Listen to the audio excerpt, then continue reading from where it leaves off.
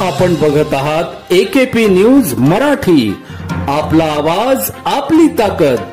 Subscribe करा, share करा, like करा. AKP news Marathi. नाशिक गुन्हे शाखा युनिट क्रमांक 2 ची कामगिरी. देशी बनावट पिस्तल कारतूस बाळगणारा जेरबंद.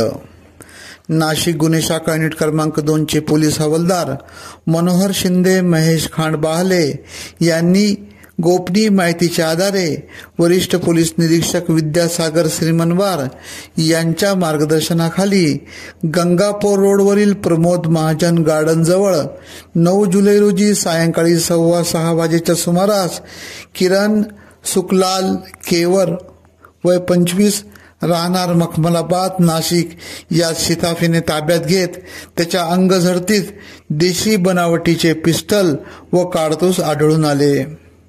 त्यास सरकारवाला पोलीस ठाण्यामध्ये ताब्यात देण्यात आले असून त्याच्यावर गुन्हा दाखल करण्यात आला आहे.